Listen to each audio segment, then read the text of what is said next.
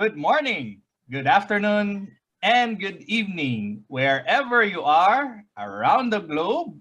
Welcome to the WMC Book Club. This has been our nth meeting. I forgot how many times we've already meet on a monthly basis. Again, joining with me for this session is, of course, Miss Janet Nang and Miss TJ Panganiban. So, TJ, can you please share with us what book are we going to discuss for this morning? All right, for this morning, we are going to talk about a bestseller book from the author Carol Dweck called Mindset. Yon. So this particular book, ayan.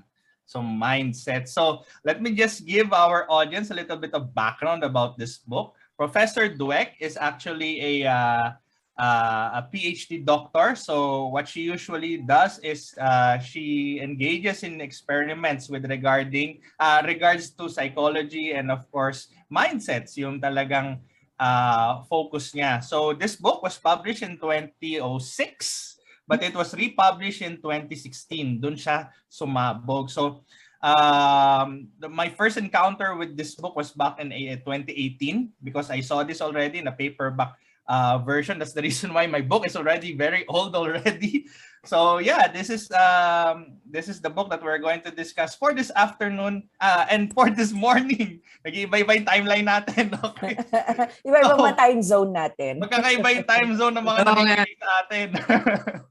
So yeah, so the main focus and the main topic of this book is how we can learn to fulfill our potential. So it's gonna teach us the new psychology about success and how our mindsets are gonna affect that moving forward. So we do invite you guys, for those of you who are listening to us, to grab a copy of this book, whether online or paperback or hardbound version, because this is a really jam-packed book and it will really sort of change your mindset about how to deal with your everyday life, right?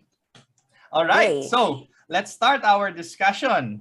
So, Achi Janet, can you think of a time wherein you face a difficult challenge or maybe an opportunity that you had a fixed mindset before? So just an initial background for all of our viewers here. The book talked about two mindsets. Yeah. One is a fixed mindset. The other one is a growth mindset. So maybe by talking about the fixed mindset first, our audience can actually get a handle about what's the difference between a fixed and a growth mindset, and how do these two types of mindsets affect our successes and even our failures in life. So how about for you, Achi Janet?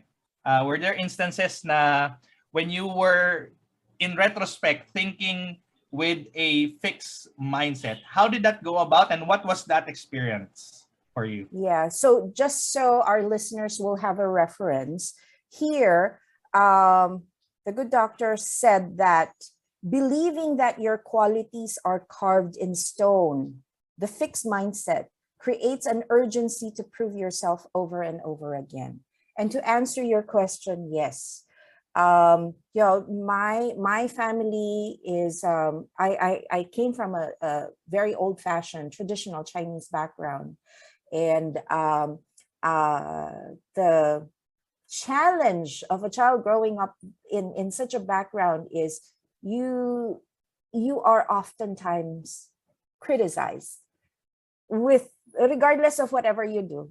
Criticism is part of your it's a staple, no? Hindi naman, I mean, it really depends on how you use this kind of background to help you grow. Pero for the longest time, yun yung naging environment ko. That, fixed mindset na isabi sa akin, actually hindi nakikita yung good qualities or yung potential ko nasasabi lang na you're average. You don't have much to show for it. No. So it's it's very, very sad. However, nakita ko rin na I need to get out of that kind of environment. And especially nung I got married and we started having kids, no, because I don't want my children to grow up in that kind of an environment. Yun. What were your results during that time with this kind of mindset? Ano yung mga nare-receive mo na feedback and yung resulta ng buhay mo when you were in this fixed mindset? Yeah, actually, my past still comes back to haunt me. There are a lot of times kapag I go through certain challenges in life, nawawala yung self-confidence, nawawala yung nagkakaroon ng takot, tama ba magiging decision ko? Nagkakaroon May mga doubts. Yes, oo. So, bumabalik siya eh. Pero, what I kept telling myself is, you're in your 50s. Look how far you've gone. You've been a single mom for and I had to count again kung ilang taon na akong, I had to compute, no, 15 years na pala that I have been taking care of my kids on my own, and I have 4 kids, no. Go back and look at how far you've gone, and ang resulta nun is my children. Kamusta na ba sila ngayon, no? And I have been blessed with wonderful kids talaga, na hindi ako binigyan ng sakit ng ulo. Pero the mere fact that the environment was healthy enough for them to grow up to be the very diverse, very unique individuals that they are today, it just proves that, hey, somehow, regardless of my past, I've used these kinds of criticisms to improve myself, telling myself na, no, hindi totoo yung mga, what they are identifying me as before, because right now, I have something to prove for it. So it was like you were able to transcend out of that kind of thinking or environment that, kinalakihan mo before. Correct. You were able to grow out of it, right? Yes. And I think it is also healthy to look for environments where you can grow as a person. Kasi if, for example, ikaw na nga may fixed mindset ka, tapos napapaligiran ka pa ng mga tao na tulad mo, fixed mindset din, no? Whether they're bombarding you with negativity or they themselves are negative. Tapos yun yung parang sa mga millennials, yun yung vibes na rini-release nila. Vibe, yeah. Yes, di ba? Nakikiuso na rin ako. Siyempre, mahahawa ka eh. So you have to acknowledge that. You have to get out of that kind of environment and find people who can help you grow. Be surrounded by people with growth mindset as well. Yun. Love that. I love that. So, how about for you, TJ? I love what Achi Janet was able to quote out of the book, that fixed mindsets are kind of carved in stone. How about for you, TJ? Were there instances in your life where in retrospect, nalaman mo na, fixed mindset ako nito nung time na yan? Mute. Sorry about that. To answer your questions, I think there have been multiple times, and throughout my lifetime that I have been, nurturing a fixed mindset, so to speak. I think the most recent and relevant would be when I was considering a leadership position in the agency workforce. And while, coming into, the company, I already have a wealth of experience in terms of leadership. But as you guys have seen, the structure is very different here in our company. And in the leadership position here, it's not something that I thought I'd be comfortable, so to speak. Primarily, again, because of the structure, compared to an employer-employee setup. Right. And I was like thinking, my experience is limited to managing a group of employees in that setup. So I was like people are beholden to you. Yes. So I was like thinking that, it's different in the agency workforce because you're in essence managing a group of entrepreneurs. Yes. So I felt very limited in the sense that my experience, I may have leadership experience, but then it's not managing entrepreneurs. So it took a long while for me to make that decision, to accept the invitation to, pursue a leadership position here, because I was worried that, I may be inexperienced, that I may be limited and lacking as a leader, and that I may not be able to help them grow their business and achieve their definition of a brighter life, so to speak. And, that's fixed mindset talking right there. But then just like how actually Janet did, because of my exposure to like-minded individuals who were afraid in the beginning because they were nurturing their fixed mindset, but eventually overcame them. Like in Ashley's experience, it was actually us who creates that fixed mindset. It's up to us also to create that growth mindset. And because I was exposed to individuals who had like shared experiences that they did struggle in the beginning, but then look at them, look at where they are now. That really helped me, make that decision that, let me try. It's not going to hurt. It's not going to kill me. It's going to make me grow, not just as a person, but then as a professional. So why not? That's in essence how I moved out of that. But I think all throughout our lifetime, we're not going to be parang stuck in a single mindset. No, parang lagi tayong nag-shift from fixed to growth mindset. Tapos balik ka ulit, baulik ka ulit. Depende nga sa struggle mo, no? But then, tas nga kasi we're adults na, it's easier for us to shift from fixed to growth mindset. For one, ang ganda nung sinabi ni Ate Janet, no? Kasi she has kids. And in my case, ganun din. No, parang yung iniisip ko lagi, if I stop now, and stay in this fixed mindset, I have a child who depends on me. I have parents who depends on me. So parang more, our whys really drive us to shift from the fixed mindset to growth mindset. Yeah. And and I think yun yung naging formula for me. All right. So what I've been getting from the both of you ladies is that the environment around us really do affect the kind of mindset that we get out of it, diba? So are we gonna be just stuck here, diba? Or limit ourselves to our full potential, or are we going to grow out of it or transcend out of it?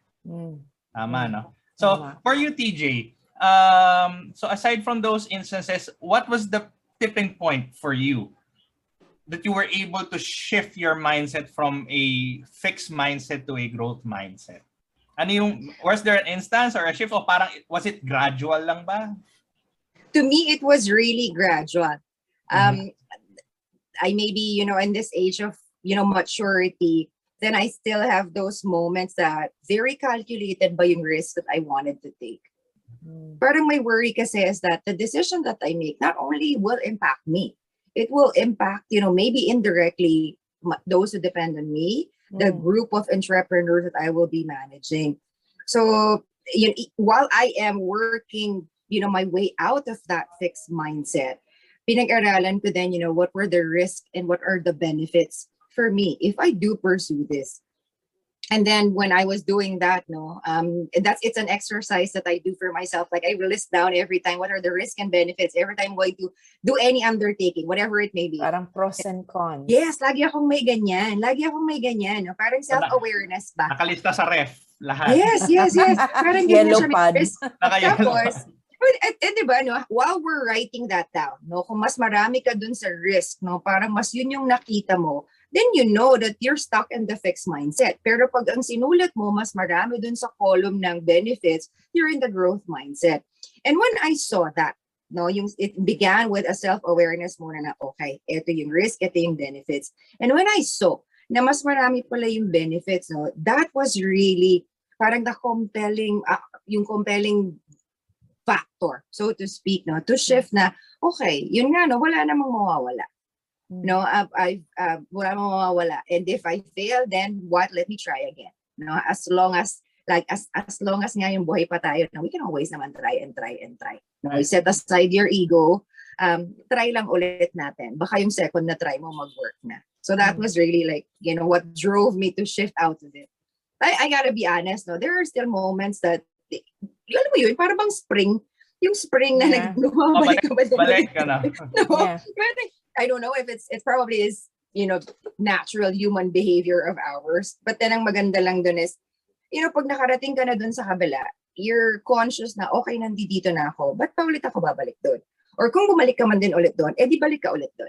Yeah. Parang yung spring nga na yan. Kasi otherwise, stuck ka lang talaga. So at least the spring is being stretched out, ano? Yes, Hindi lang exactly. siya, it's not being retained dun sa position niya before. Exactly. Yeah, I love that. Thank you for your share, TJ. Now, ikaw, Kaloy, how about you? So for my case, I'd love to hear what your thoughts on this and your experiences. Given the dearth of experience that you two ladies are offering me combined, siguro for the little experience that I have for my career, kasi I've been working for a little less than 10 years pa lang. So it's a very short time compared to maybe a lot of our listeners who are tuning in with us dito sa session natin. But for me, the most significant thing that I've experienced before na naka-fixed mindset ako was during my first job as a stockbroker. So I think I've talked about this before in our previous engagements that I was there for 2 years. I was actually unhappy for 2 years doing the same that all over again. All because what I've been thinking is, my contract is in 2 years. I have to fulfill the contract or else something bad might happen to me. Pero in reality, wala naman talaga. So that kept me where I was during that time. And after that, so currently, right now, for the past 7 years already, so I'm celebrating 7 years already here in this business. It's pretty long for a guy at my age, maybe at my generation, and that's the thing, na parang I've already forgotten how it feels like to cross over, parang with 2 feet in the water, na mag-transition from having a corporate career, corporate job to a job that does not entail regular income. Or compensation income from our work. So right now I'm in the space, I'm in the part of my life wherein I want to experience that joy, that excitement na feeling ko nagkakaroon na ako ng nagiging lukewarm na yung relationship ko dito sa job or career ko. Dito sa ginagawa natin sa life insurance industry. So that's the reason why I've been, ang transition ko doon is I've been attending sessions, like for example, for our community na nabuo natin from our book club, di ba? The WMC book club. I was able to enroll that on the 2nd year of my career as an advisor. And then to add to that, I've been engaging with several other organizations na rin, very particular really with our career as financial advisor. So it's no longer about insurance for me or investment for me, but it's actually transitioning towards consultancy and management and even business management. So I'm dabbling a little bit of that. So what's holding me back initially was that you may be biting too much. Or parang parang takaw mata. Yeah. Pero sabi ko sa sarili ko, that's a fixed mindset Yeah. The growth mindset, to be able to transition out of that, what I am ang ine-embody ko na ngayon or yung internalize ko na ngayon is I may not be able to use it initially after I learned it, but I know for a fact and that in the future may mauhugot ako. And maybe that is my journey. So I may not have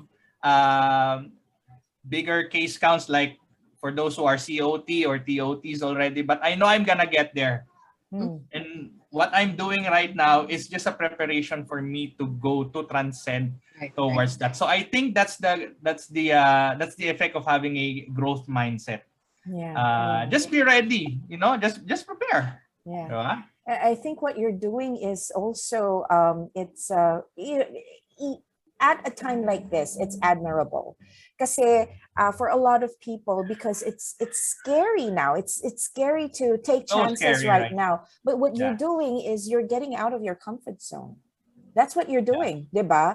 And as long as you don't burn out, 'di ba? Hangga't kaya mo pa, sige lang ng sige, because all of these might be stock knowledge. You might be shelving it for now. Pero like what you said, because you have a direction you want to take, and you have goals at the end, no? Meron kang gustong marating, eh, no? So you'll be able to use these shelved knowledge in the future. Great, congratulations. Right.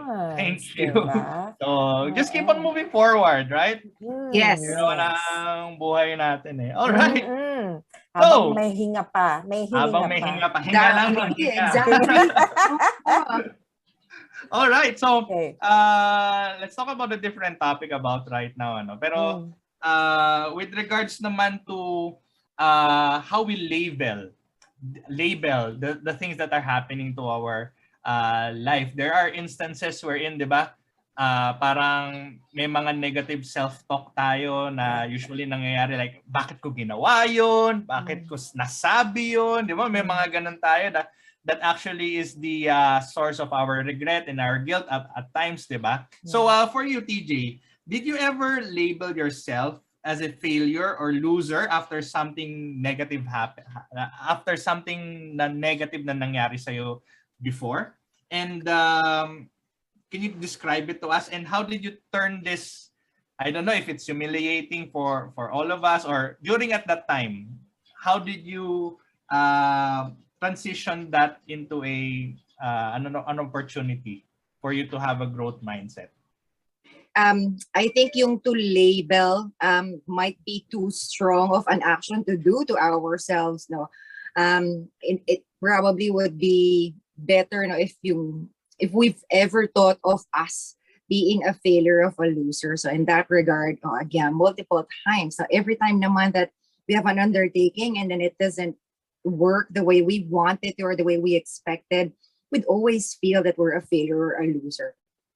No, laging ganun there an naman. instance before na nangyari yun? I think ito nga, no, most recently, again, I'll relate it to, ito kasing pinaka-relevant to me, no, with our agency workforce, no, yung MPR natin ngayon, no, it's being measured na. Now, the participation rate of our team, obviously, yung here nga, no, very different the structure. We're not going to expect really 100% from everybody, but there is a measure that it's in place already and yung standard, no. I mean, at that point, no, when you see those numbers, the numbers kasi they do not lie, no? If it's a zero, it's a zero. If it's one, if it's one. No, sobrang objective niya talaga. And at that point, when you see your numbers, that's when you really feel like, gosh, I feel like I'm really not good as a leader. I'm such a loser. I'm a failure. No, then yung mga points that we think of ourselves as such. When that happens, lagi lang akong back to basics ba? When I say back to basics, no, alamin muna natin, ano bang driver nito? Ba't ganito yung numbers natin? So at that point, you go into a one-on-one session, you hear it, no, from the other person's side also, not just from your perspective, but then hear it from them, no? See, sa kanila ba, no, what's driving that behavior? And in talking to them, makikita mo din, di ba, no, if they're in the fixed mindset or in the growth mindset. And then you as a leader can come into play and then, started talking to them about, one, self-awareness nga, no, about their mindset. And then ask them, what is it? How can you help them, change that, no, and then do better moving forward. And then from that point, no, yan yung ginagawa ko ngayon, no, as we get into the last quarter of this year. And then hopefully everybody gets to validate, no, not just more than just, the effect to my unit collectively, but then for the person then individually. Kasi nga gusto nga natin, we invited them here. We want to make sure that, they thrive here, no? Yeah. So yun lang. And then in my regard naman, I took that experience as, of course, to evaluate myself too. No, baka mamaya nga yung profiling ko, no, in terms of the people that I bring in, no, baka I have to adjust that. I have to also look into my training structure. no, my coaching strategy as well. In a whole lot of things. The experience really, initially, when bad things happen, you shift back, you sprung back into the fixed mindset. But then when you get into it, self-awareness, you understand what's going on, no? That's when the stretch ka ulit, no, into a growth mindset. Okay, ito pala.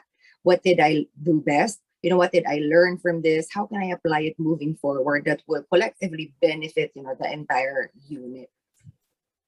I love what you said a while ago, that it really starts with awareness, ano? If we are aware about not only what's happening to us, but also dun sa team natin, kasi we are affecting lives, di ba? As leaders in our own right, kumbaga, we should be the first people who must be aware about these things that are happening before we are able to address that, ano? Yeah. I love that. Thanks for that, TJ. How about for you, Achi Janet? Were there instances, was there an instance na lang, siguro one instance na hindi naman siguro, maybe label is as too strong a word for us to use. Pero parang it was this, when that happened to you, Achi Janet, na nagkaroon ka ng negative self-talk sa sarili mo, or negative self-beliefs about yourself, and how did you transition out of it? Get out of it. Well, ang pinaka, kasi I lived a very average life, eh. I can really say that. I highly doubt that. Well, parang without that. Before coming into the business, that is. Before coming into we need proof now. We need proof. Really, it was very average. Ang naging ang naging parang metaphor ko in describing how it was before I came into the financial advisory industry, was I lived in boxes. So when I was still with my parents, single, still living at home, it was a box. And then when I got married, it was just like moving from one box to another box. So wala akong alam kung hindi the four corners of that box. And, if you've never experienced something else, you'll never know what you're missing. Diba? So, kontento ako dun sa box na yun, eh. Unfortunately, hindi healthy yung naging environment na yon, like what I mentioned kanina, no? Hindi naging healthy in such a way na hindi siya nag-cultivate in me for me to want to explore what else can I do, no? Parang yun na nga, that's the only adjective I can use is average life, average Janet, no? Pero ang yes. Pero ang pinaka turning point ko, and I always go back to this, kasi ito yung pinaka parang kumbaga yung supposedly very comfortable path that I was on, it was disrupted. Was when my marriage fell apart. I always go back to that. And this past month, etong September, was I turned 52, and I wrote blogs on my birthday reflections, no. Nabanggit ko doon kung paano ko rin ginamit yung negativity. Kasi tulad ng sinabi ni TJ, dapat may self-awareness, eh. We're all adults here, no? If we know the environment that we're in is not helping us, we have to know how to get out of it, no? So, unfortunately, yung environment na yon involved people who are very close to me, like my parents, no? I still respect them. I still love them very much. But I don't discuss certain issues with them na. Yon. Mas conscious ako on the topics that we jump into. And if I know when somebody starts that topic, alam ko yung kauuwian ng discussion na yon, I cut it short na. No. Now, how did I use these parang yung average na kinalakihan ko, no? funny how I got into the business. A very dear friend of mine, yung dating branch manager ng branch namin, si Mrs. Joy Yao, was a very good friend of mine. It's so sad that she passed away last year. Last year, yeah. Yeah. So, kinausap niya ako kasi nanay-nanayan ko siya eh. So, nung kinausap niya ako, alam mo yung parang nanay na pinapagalitan ng anak kasi she found out from another person that I got separated. So, parang, ano ba nangyayari sa inyo? Blah, blah, blah, blah. Dinadakdakan ako ng gano'n, no? Pero after that, sabi niya, Janet, you have to find your own source of income kasi, pag yung mga ganyang situation, baka mawalan ka ng income kapag nakasandal ka lang sa isang tao. So you have to stand up for yourself. And huli ko na nalaman na ine-FNA na pala niya ako. He was doing all those numbers on the papers and I was like, okay. So, sabi ko, I needed to get out of those boxes. No, I needed to get out of those boxes. And this was a free ride for me kasi libre naman ang training. Ang pinakapuhunan ko is yung oras ko tsaka gasolina ko. No, at that time, I live in QC. I had to drive all over to, I have to drive to Makati for the trainings, no, which was okay kasi I needed a change in sabi ko nga kailangan ko magbago ng ambience ko. So, and then you meet all these different kinds of people, and then there were a lot of activities during the training. So, kind of like, okay, maybe this is something that I should try, no?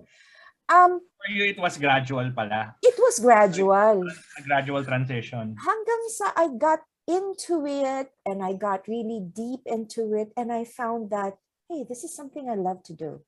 So yun, sinasabi ko na I was very average before. I was very quiet before. This is a 180 degrees turn from who I was before.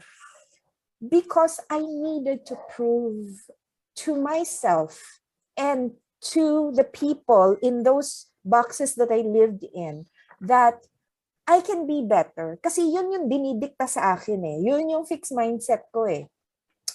Ito lang ang mga qualities mo. Ito lang ang kaya mong gawin.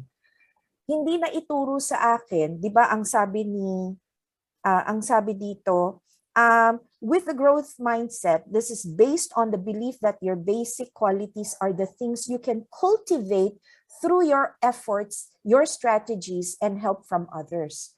So, starting point pala yun para sa akin. And then from there, I can grow.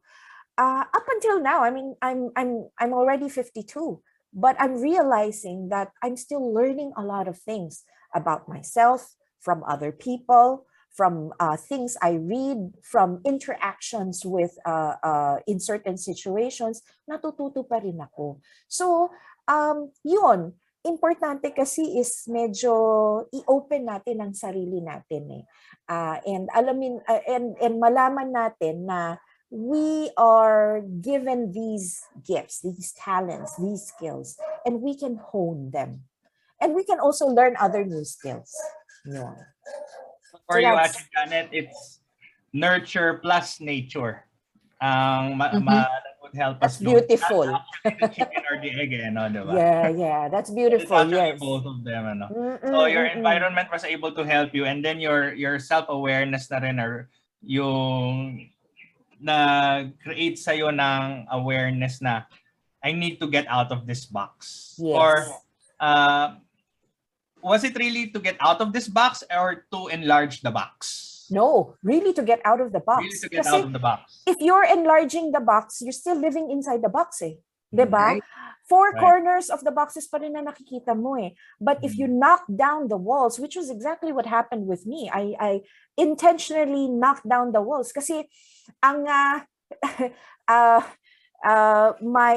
ano ko nga eh, lagi kong sinasabi, ang talagang nagturo sa akin na pakapalin ng mukha ko because we're in the business of sales. We need that. We need that, di ba? The business of kapal ng mukha yan. Yeah. So, is when I volunteered for a committee at my very first MDRT annual meeting. Kasi inuutusan ka eh. And then pag inutusan ka sa post mo, mag-isa ka dyan.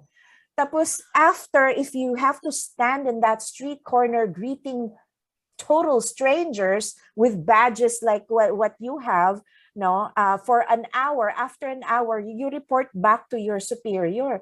Parang sandali lang, hindi ko kilala ang mga to, hindi ko nga ginagawa sa Pilipinas to, gagawin ko sa ibang bansa.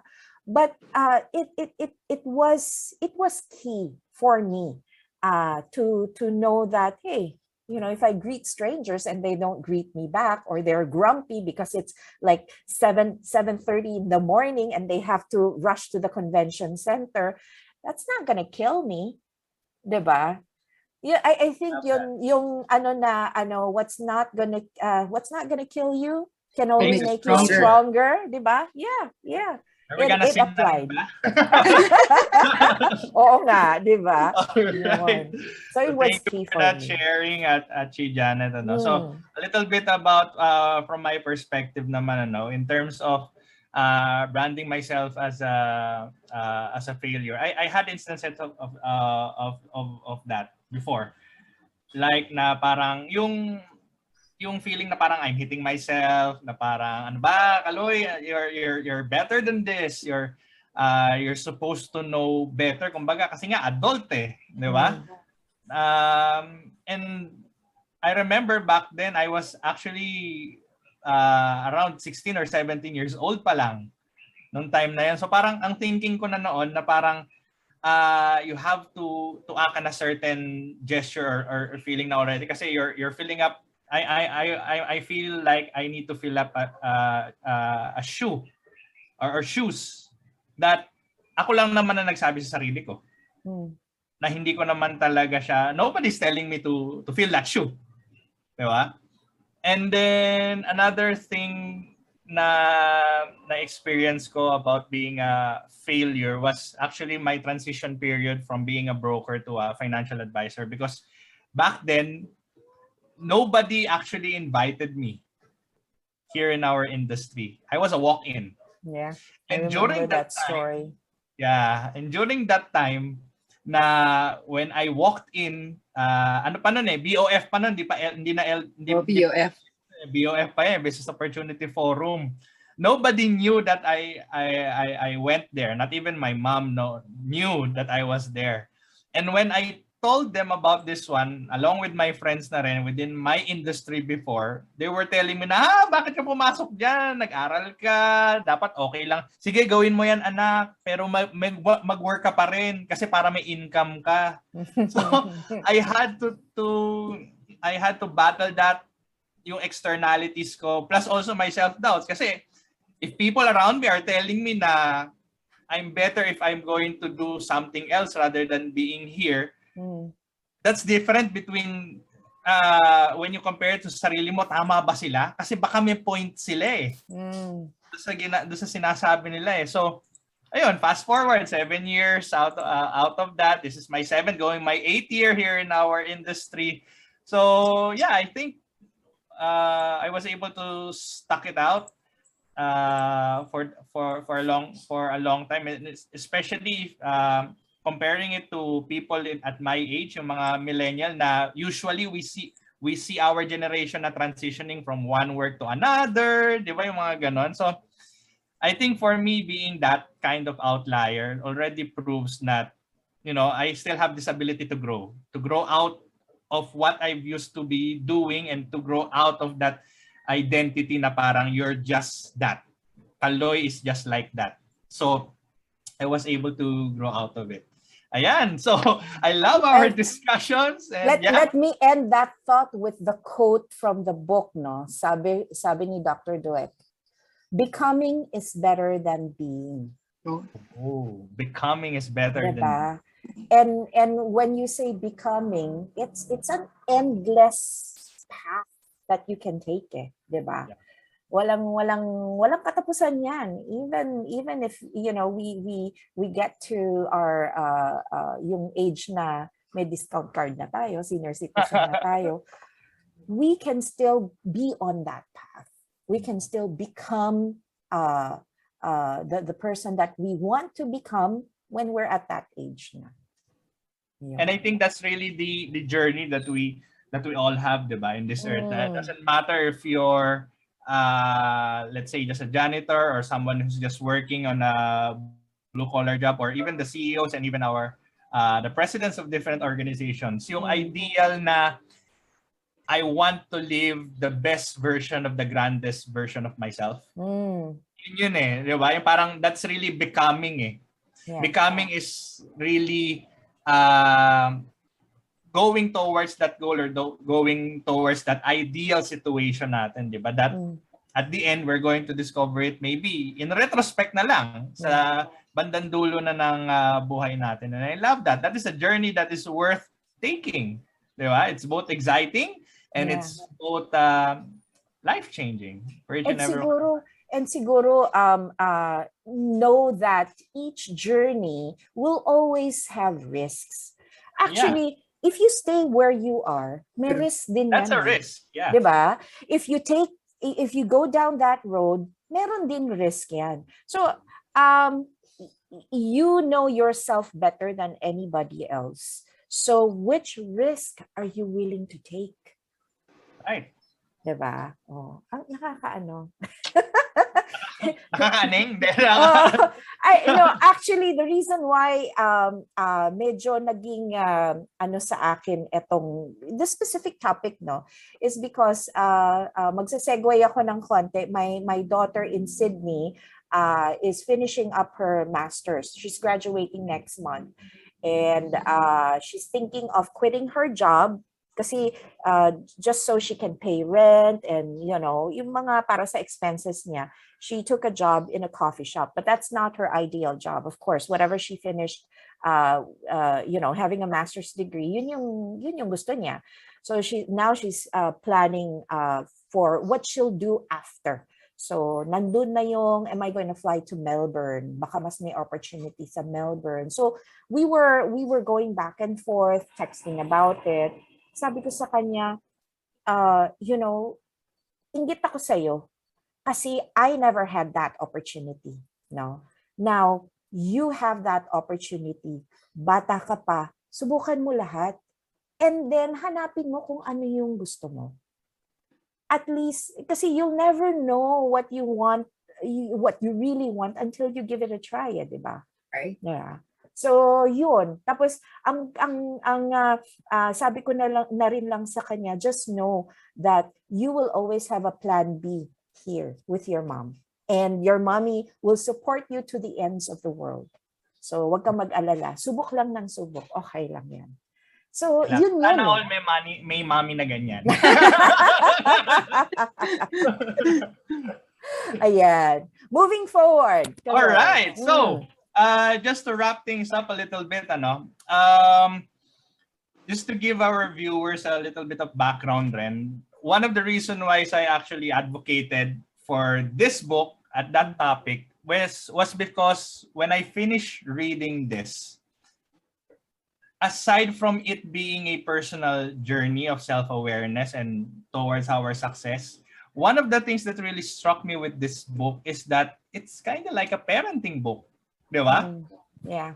Diba? And that is coming from someone who is not in a relationship, who doesn't have a family yet, diba? Pero that's the energy, that's the vibe that I got from this book. Na parang sabi ko sa sarili ko after reading this, gosh, if I know of people who are parang yung sa company natin, di ba, yung moving up stage. So parang sabi ko, this is the book that if somebody's going to ask me, this is the book that I'm going to recommend if you're starting a family.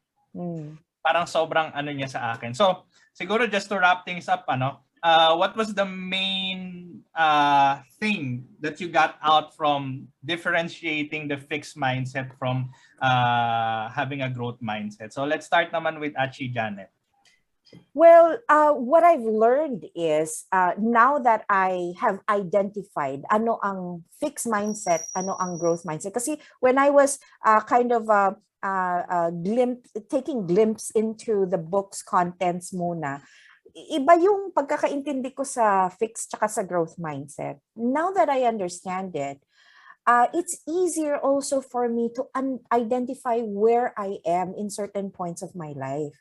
Kasi like right now, because I've been in the business for 13 years, because I work, my market is basically mga SMEs, micro SMEs. So medyo ma-corporate siya. Marami siyang desk work, ang daming servicing, no? So nangyayari na ngayon, lalo na ngayon during the pandemic, ang daming servicing.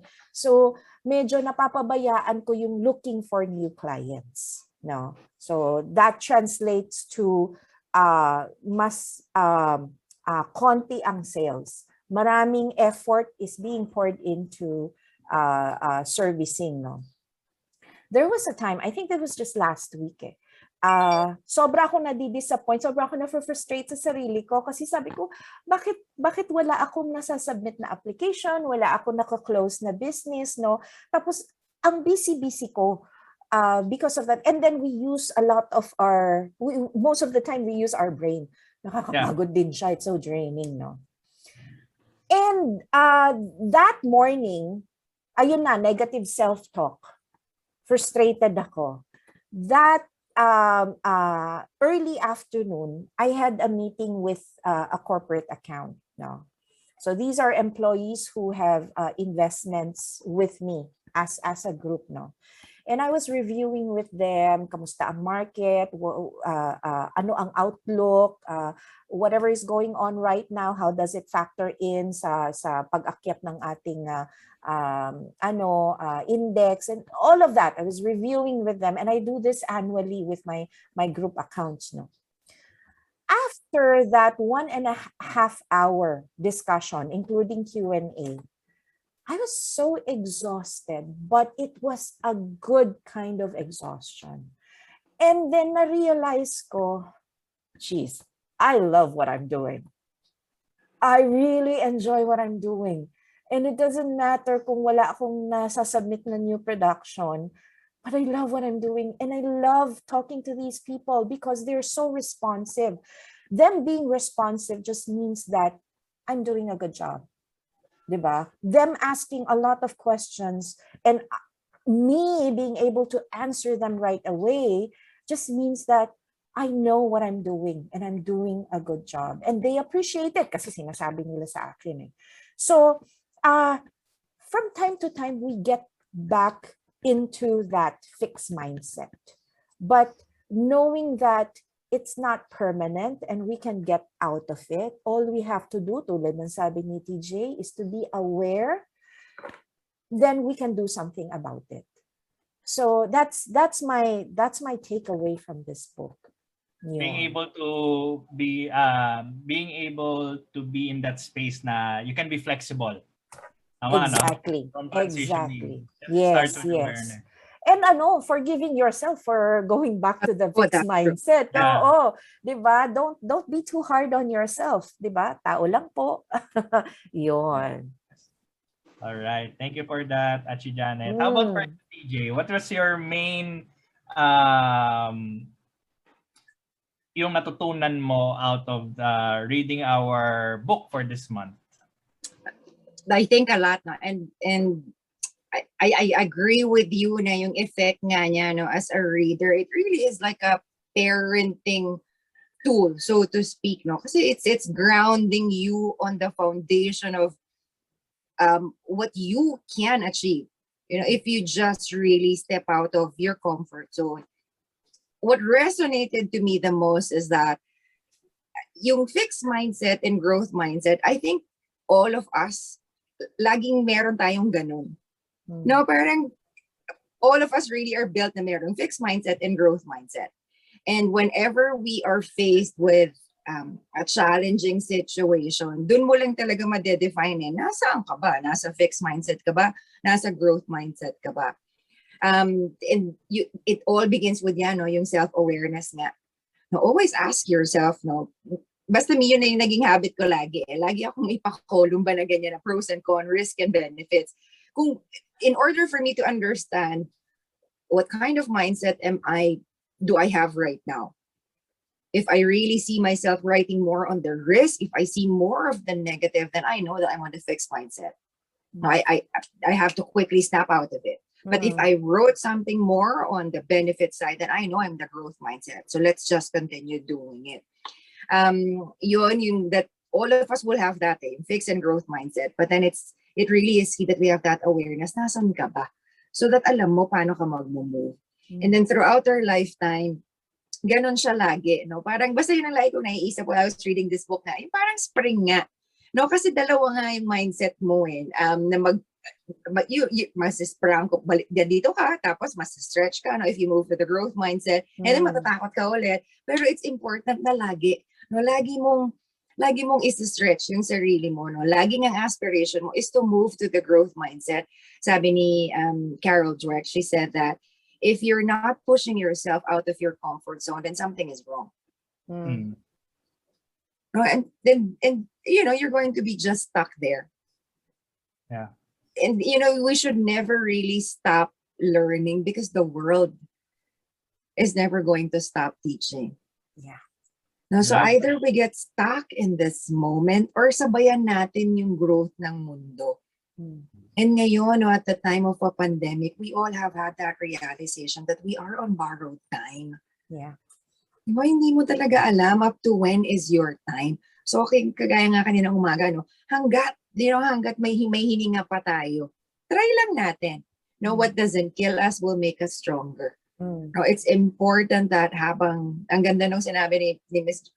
Actually, sentiment ko din yun sa inyong mga millennials. No? Whenever I do my talk, yung mga millennials, you have that wealth of time.